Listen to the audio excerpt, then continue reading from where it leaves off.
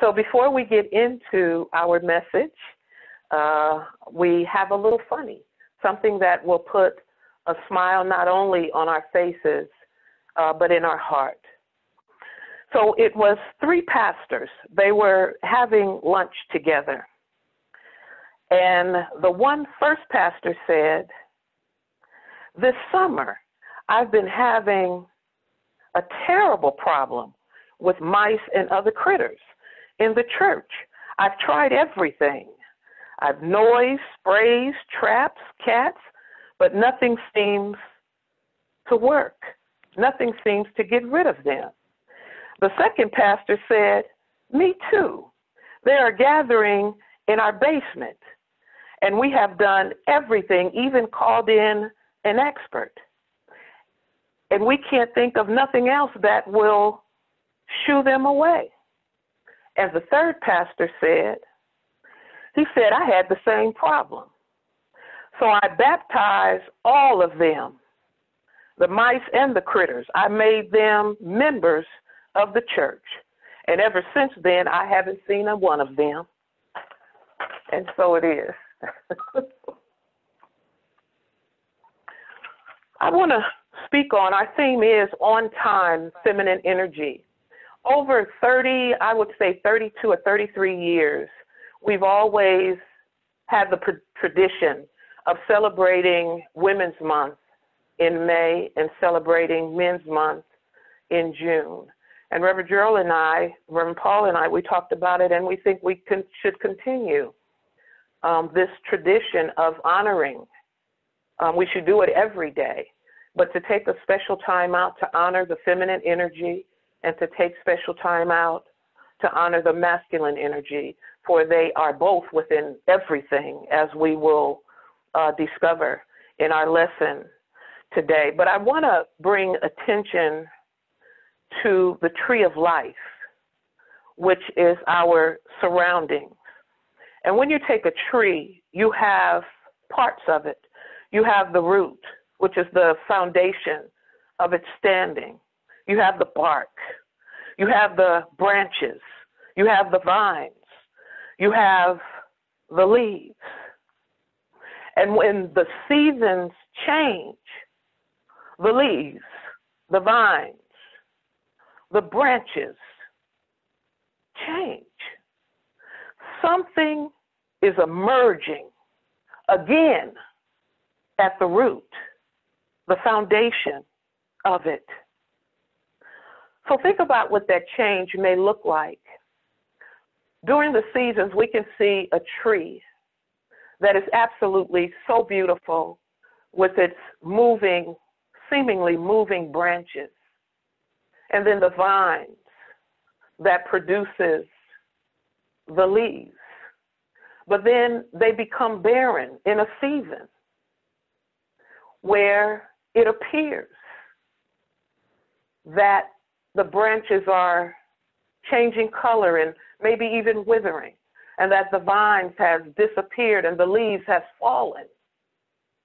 But let us remember that the foundation of it, the root of it, is emerging something new.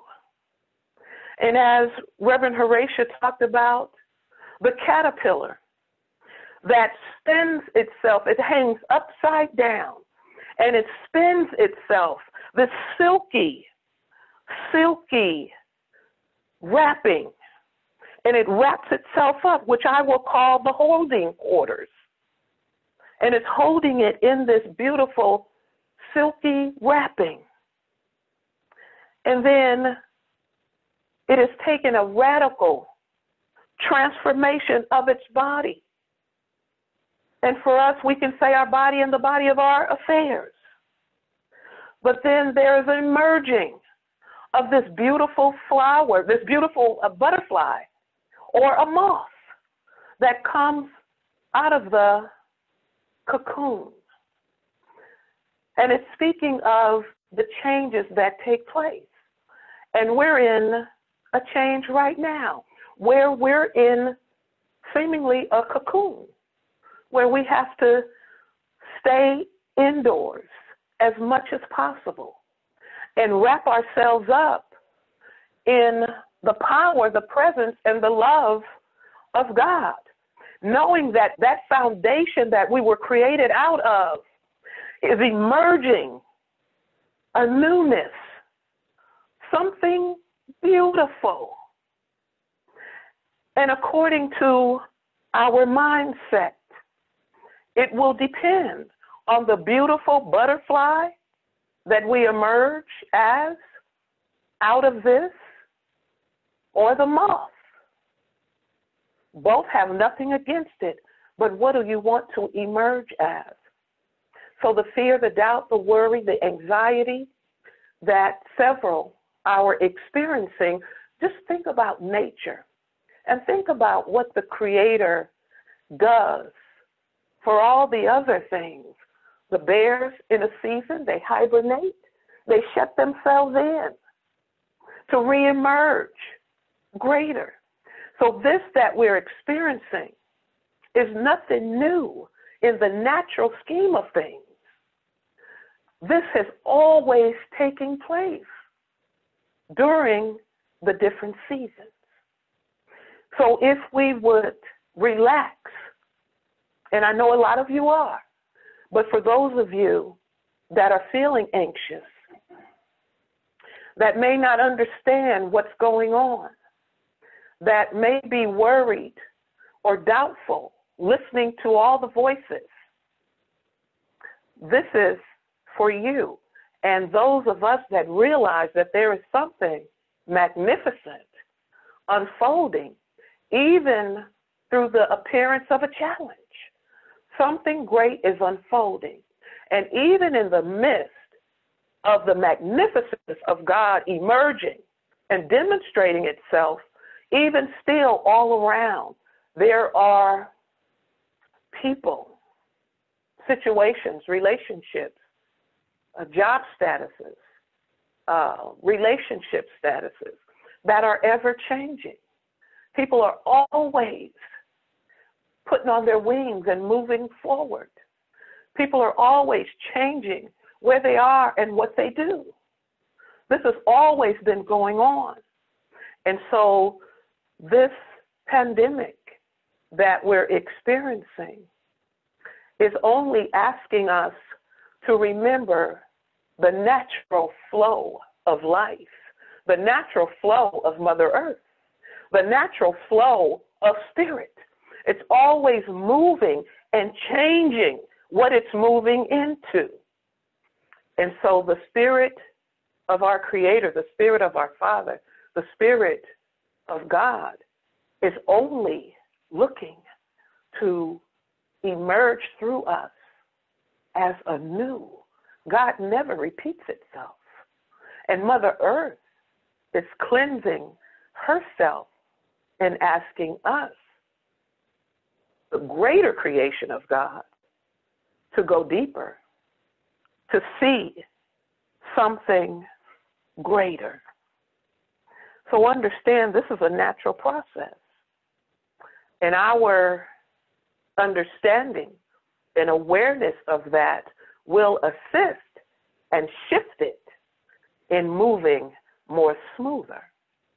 But our worry and doubt and anxiety and negative speaking and gossiping and just chatting about mostly nothing will hinder our seeing of the natural scheme of things.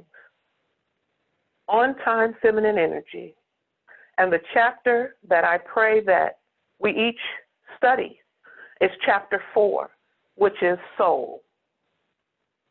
I was led to Thessalonians 5:21-22. It says, prove all things, hold fast to that which is good, abstain from every form of error. And so what Paul was saying in this letter, he was covering several points.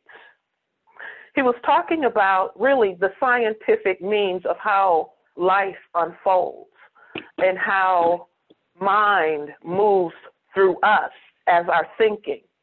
So he was bringing up one point, the recognition of the principle in all things. The acknowledgement that all things are ours.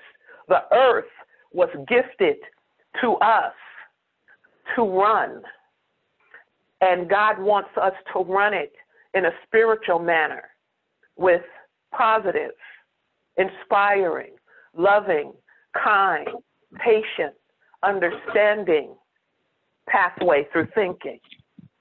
Paul was also talking about the logic of this teaching is our doctrine. So whatever we're studying, we're saying that this is our doctrine, whether it's new thought or other means. But this is an affirmation of our understanding. So whatever we're studying, whatever we're praying to and praying as, are we truly affirming the truth of it? And are we truly understanding it? Another point is the expression and demonstration of law, as well as identifying the power that's within each of us. And lastly, in his closing, he declared the omnipresence of God and good. So even through the midst of any and everything is that omnipresence and omniscient power of God, always with us, and good, waiting to emerge, kind of like the seed in the soil, just jumping at the chance to open and express itself. Life requires patience and perseverance to master all the thoughts that make up the various levels of consciousness that's within each of us. There are the loving thoughts, the kind thoughts, the spiritual thoughts, but we also have to acknowledge the unruly thoughts that have not yet learned the law of order. And then the weak, feeble thoughts that believe in inability, inadequacy, inefficiency, causing us to say, I can't, I don't have, I don't know, and all of the oh my gods. Those thoughts have to be trained with firmness and patience to stand strong in the face of all that is transpiring at any given moment or season. So with truth, affirming that I can, I will, I know, I can do all things through the power of God that's within me. We then support the weaker thoughts by putting a foundation of the I can strength under them. Those thoughts that complain and whine are the most subtle, for they appeal to our sympathies. They appear to seem so real at times that we allow ourselves to fall into their traps. I can't stay in the house. I can't be with all these people. I can't even go and get toilet paper. Those thoughts come because they appear to be real. But they're real to us because somebody said it and we believe it. But we must turn those thoughts around and affirm that everything that I need, no matter the appearance, I have it. And even the things that we dream and desire that may not be readily available, we can call them forth by our positive thinking. And I understand that when we're hurting, when we're bewildered, when the news and the people we talk to seem to acknowledge what may be going on, it is more of a challenge to get into our sanctuary within ourselves, wherever we may find ourselves, and speak that word. We have that ability. People that are in the service, people that may be locked up and remanded in any given institution, to be there, but to continue to speak your words, building the strength within you so that when the opportunity comes, we are strengthened and we have the courage to step out, knowing that we have an ever constant power, energy, vibration, companion that's with us. We were created out of the Almighty, equipped to handle anything. Plagues, pandemics, epidemics, financial losses, we've overcame them. And we can overcome whatever may be giving us discomfort.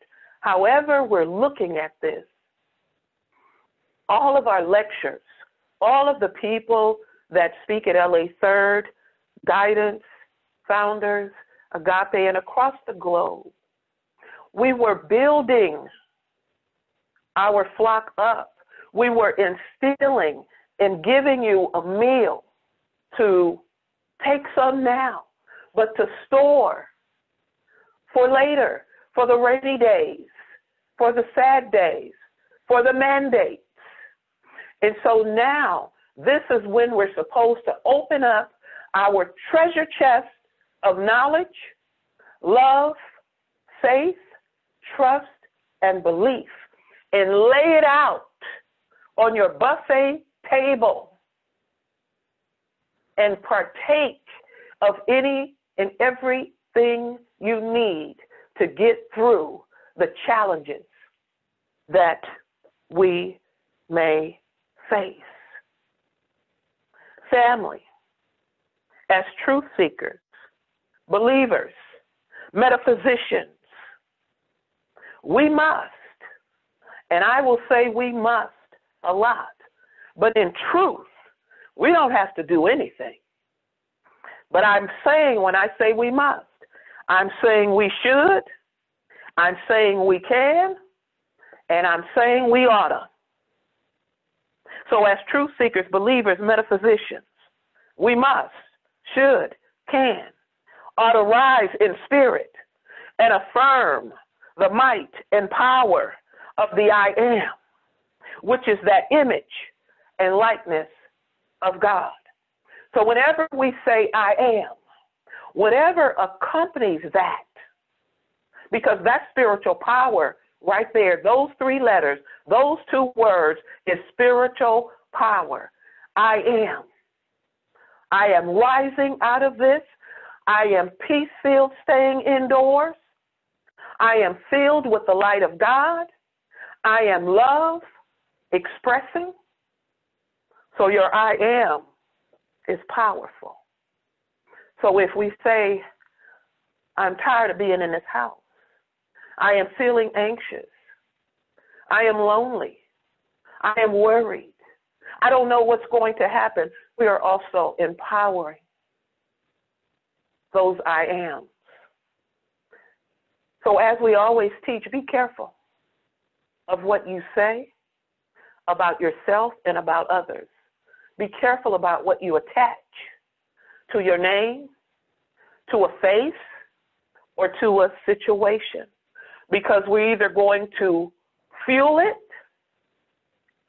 or we're going to diffuse it, depending on if it's constructive and positive, destructive, or negative. The Spirit of God is counting on each of us to empower its image and likeness that's within us. Getting caught in the appearance of people, challenges, uncomfortable change will cause us to be restless, anxious, and unhappy. To give more attention, our mind thought, to error or to the problem is to not recognize our true essence of wholeness, peace, opportunity, possibilities, spiritual movement, and or blessings. So replace the thoughts that's not working with those thoughts that declare and decree what you want. So what do you want in this life? Can you imagine all of us coming together, especially this LA Third Church family, which has shown a lot of love and support. So just imagine us coming together and affirming that LA Third Church is coming back together, truly inspired, truly filled with the Spirit of God, truly allowing the Holy Spirit to do the bidding and the work for us. Can you imagine 100, 10, 20, 30, 200, 300, 400 of us speaking and shifting that we may be experiencing now? Can you imagine coming together and speaking our truth? For the last place that we want to battle is in consciousness. That's the last place, because that dictates anything and everything that's coming forth. So we should be affirming peace, be still. And we should say it until we're actually in the essence of peace, being still all around us. Paul said, hold fast to that which is good. Abstain from every form of error. Simply put, pray without ceasing. There is that Christ presence within that massages our trust and faith in a greater outcome, the solution, the answer, the blessing, the gift. But it only can do that when we put it into action. Every time I speak to my God self, my superconsciousness, that concerns me, that plagues me, when I did not see a way, and I'm going throughout all of my life, whenever I depended on my human self only, I had to go to, and I recalled, Matthew 11:29 and 30. It says, take my yoke upon you and learn of me. I am meek in heart. You will find rest unto your soul. My yoke is easy and the burden is light. The spiritual significance of this command. A yoke is a device for uniting two workers so that the combined strength may be utilized for the same load. A yoke was a device to bring and unite two workers, or it could have been two animals, or it could have been two machines, so that the combined strength may be utilized for the same load. So this pandemic is our load. And it's telling us where two or more are gathered together. And we're speaking our truth. And we're praying and seeking and knocking our way through this change to emerge as the spiritual light that God created us to do. When we unveil the Christ within us, our natural being, and when we operate in that consciousness, we awaken the powers of the spirit of man, being one with that we need or desire. Our dreams, our desires, our wants, our needs are only a thought, a belief away. Our abounding faith and strength, says the writer, the energy gives us the energy to do. It gives us zeal. And then at the end of the day, we're rested and peace-filled, regardless of what the world is experiencing, regardless of world events. We are filled with the peace, with the faith that this too shall pass. An old adage, but as we can see, the things that we read about, that we've heard about, the history has passed, and here we are in this new opportunity. We long to know the future, but the Spirit is in the now, and we will reap what we sow in this moment. What thoughts are we sending forth now? Because in the now we are generating the spiritual forces that will bring the events that are to come. So when we know that we've spoken our word and we truly feel it and believe it, we can be assured that something good is coming out of the ashes, something good, something magnificent, something to testify about, something spiritual worthy is rising up. Being careful, family, of where we plant our seeds. In the weeds where nothing can come, or in the fertile ground where all can emerge. In chapter 4, soul, it says that the soul is a medium, a space, a conduit that spirit can operate through. See, the very essence of us is the soul of God. And so that's how we communicate with the spirit, through the soul of us, the essence of us, that we truly are. That's that fertile ground, and we plant our seeds of belief or doubt, of lack and limitation, or abundance and prosperity. That's where we plant our belief, our trust, and our faith in the very depth of who we are. The soul is the soil of us, our life perception, how we commune with life and with ourselves and with each other. The soul is the soil. That's where we plant, hold, and create. When we talk about spirit, we're talking about the creator. When we're talking about soul, we're talking about the vessel, the human, man and woman. And when we talk about body, spirit, soul, body, the body is the manifestation of the unity of the first two. We'll take the substance, the essence of all that any and everything is, and then we breathe it in. We pull it in. We embody it. We are saturated with it. And that will form our belief in the power, in the world, in ourselves, our trust in this invisible essence, our faith that God can and will do it.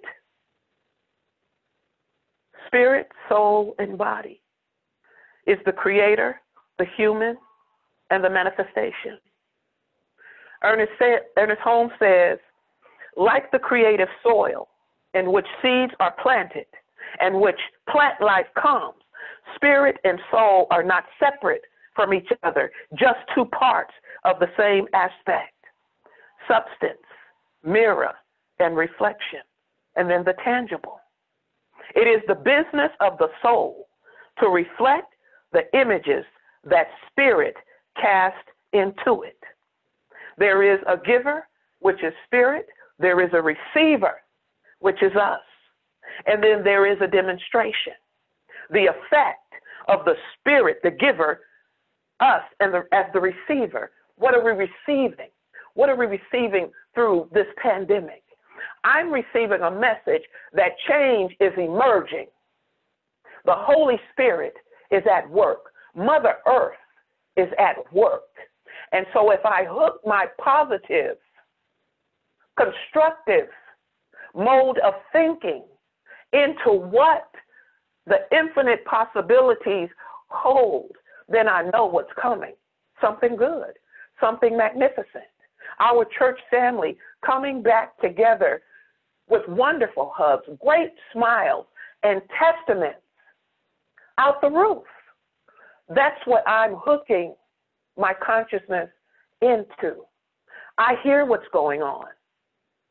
I empathize with those that are having the most horrendous changes in their lives.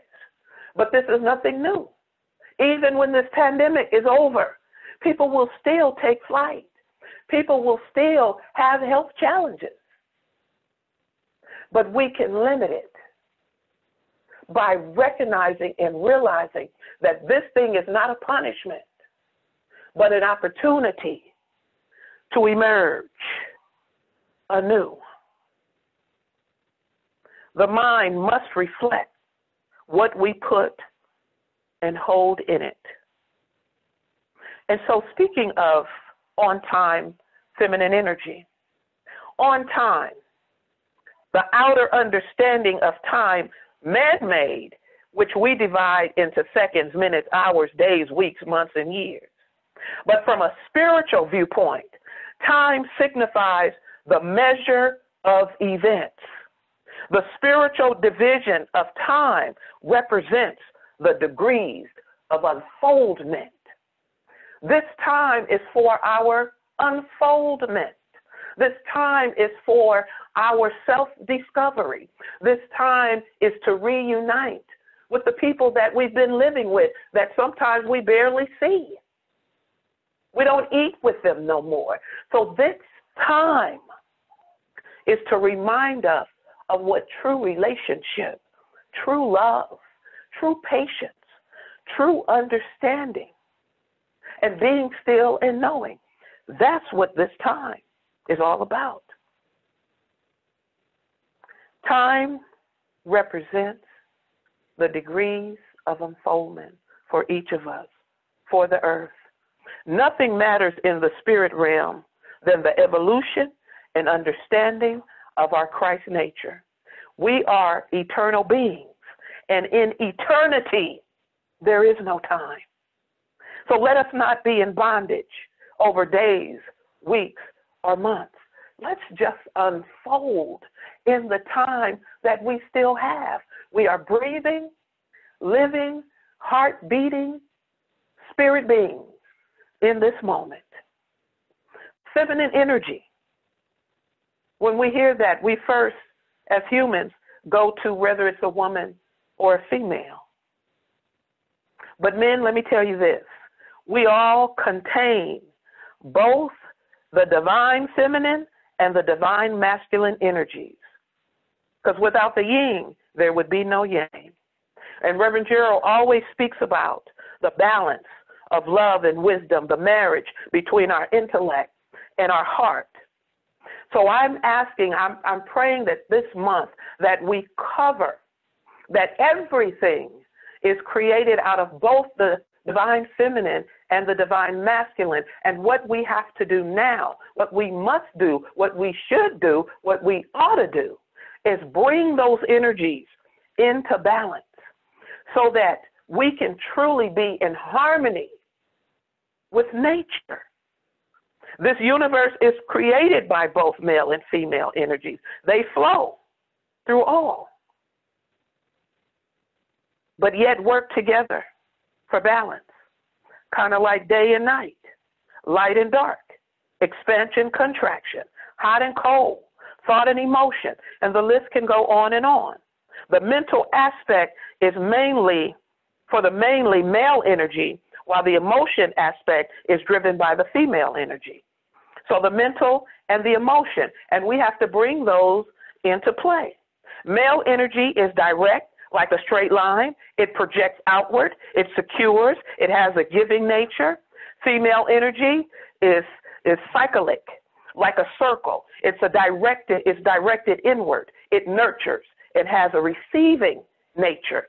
So you have that giving and that receiving. And when they work together, it forms a spiral, moving upward, thriving, and growing aspect. The two sides of our bodies are reflecting these energies. Left side being predominantly feminine, more artistic and spiritual, and the right side being more masculine, more logical and analytical. The left hemisphere of our brain involves the language and logical reasoning, where the right hemisphere involves the emotional processing. These energies combined speak on receiving versus creating, being versus doing, allowing versus acting upon. And we need all of that working together for our decision making and how we feel about a thing, because that's going to determine how we speak about a thing and then our action. A writer tells us in past years, we have witnessed the rise of the divine feminine, most times questioned and sometimes misunderstood. This rise comes after a season of imbalance of our feminine and masculine qualities. We can see the imbalance expressed in the world and our collective relationship to nature. The conflict can also be found inside the minds, hearts of both men and women. For women to awaken to our power and confidence, balance, and atonement, we have to work together. Restoration is not just going to be the work of the feminine only. Both energies must come together. On-time feminine energy is connected to the moon, the sun, stars, and the earth, Mother Earth. This is a collaboration of the universal creator, which is our God, and then Mother Earth, heaven and earth coming together in balance. Mind, body, and the body of our affairs coming together in perfect balance. When one side of us is off, the other side is one-sided. We have to come together as a whole. And it first has to come within self.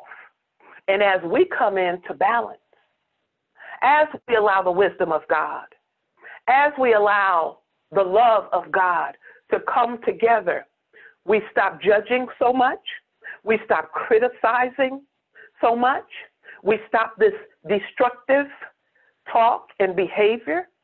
We come together in kindness and love. We never have to argue about a thing. If it's not for you, turn the other cheek and walk in the other direction. Leave it in peace. Always come into a situation, always be in your home in perfect peace, because as you move about or walk away, you leave that presence of God that's within you right there.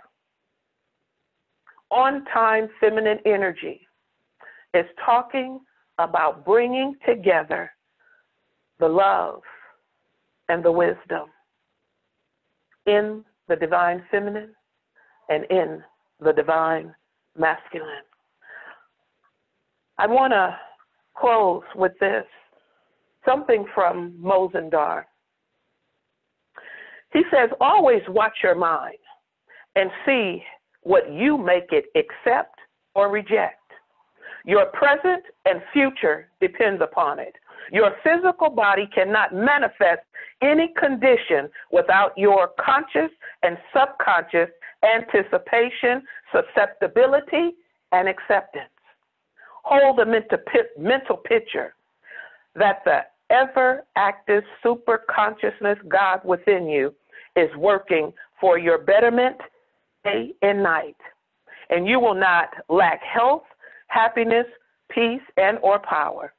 Do not be afraid. Your God has provided a solution for our every challenge.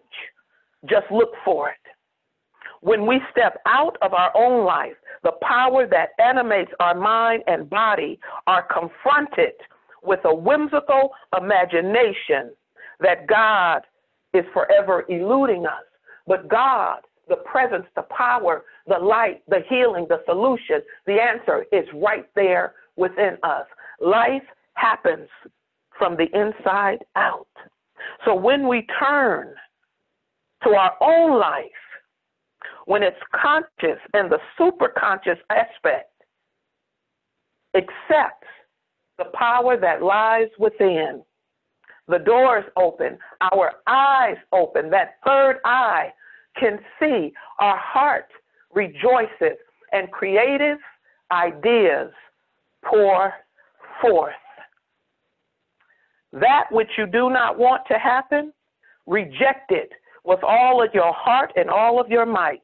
That which you want to happen, welcome it with all of your heart and all of your might. Prove all things. Hold fast to that which is good. On-time feminine energy is asking us to come into balance with all the good that there is. we have the power and the opportunity to change the world in which we know it. We have that opportunity right now. So go fishing in the wisdom of God that lies at the foot of your consciousness. Go fishing in the heart that holds the love of God to spread out unto your home, unto your neighborhood, unto your world. Go fishing and pull out that which God has for you. Thank you for tuning in. Peace and abundant blessings.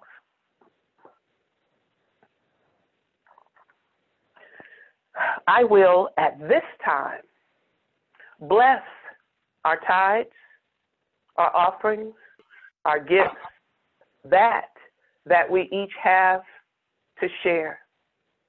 I give thanks for that which God has blessed me with. I give thanks for that God has given me to give, to share, for the continued ministry of Los Angeles Third Church. I bless it. I call it good. I know that it is multiplied 100-fold, 1,000-fold, 1,000,000-fold. I bless the gift as I bless the giver for this truth that truly sets us free. Amen, and so it is. I will ask at this time for our musical treatment.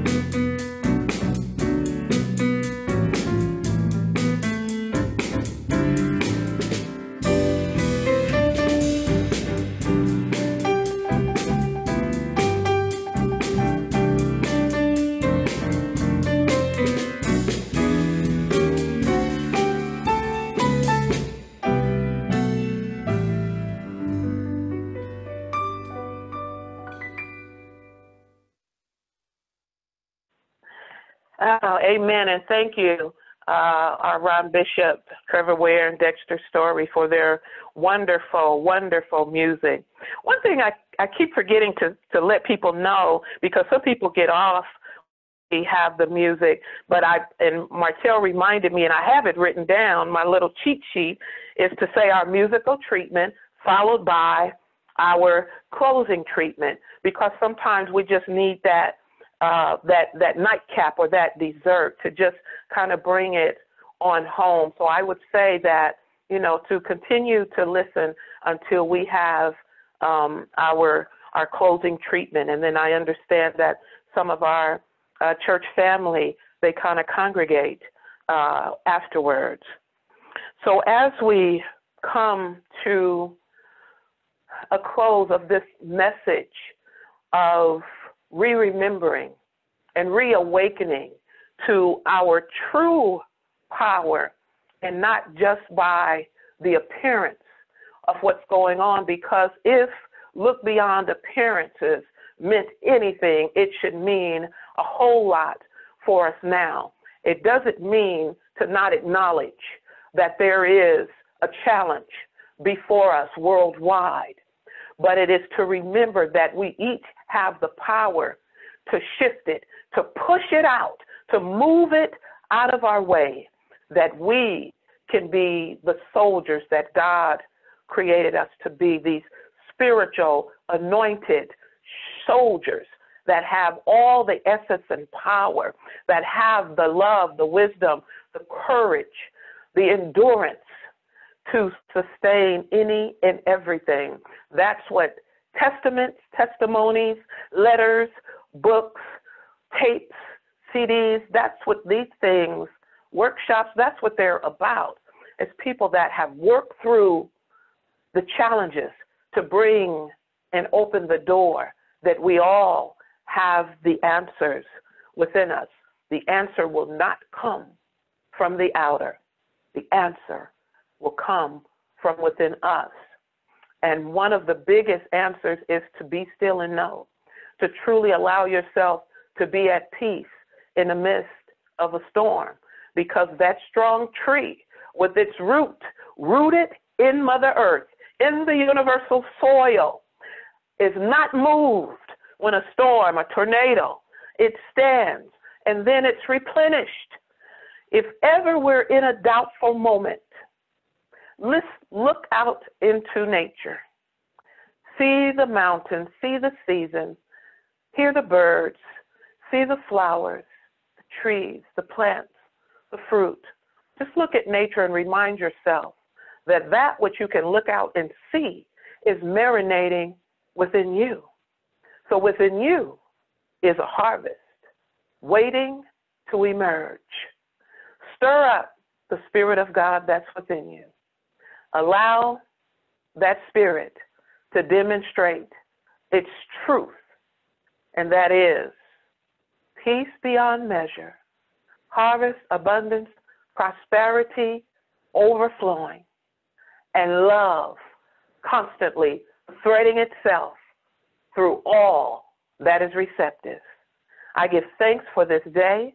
I ask that all of you go forth and then maybe listen to this epistle, this letter again, so that you are reminded of your power, and then pass the message on. I love you all. I thank you all. And I contemplate and anticipate the moment that we see each other once again. What I will do next week, which is Mother's Day, I will allow myself to be on the computer. So I will ask anybody that kind of want to dress up, I guess from the waist down or fully clothed, whatever you choose. I mean, the waist up. Whatever you choose. If we want to put on our hats and our wraps, my sweethearts, my mothers and sisters, then do so. And those of you that are able to get on the computer and see, we will see each other. But for those of you that are able, the phone, the way that you've been doing it, is just fine. So let us go forth in this day, knowing our highest and our greatest is just a thought away. Peace and blessings.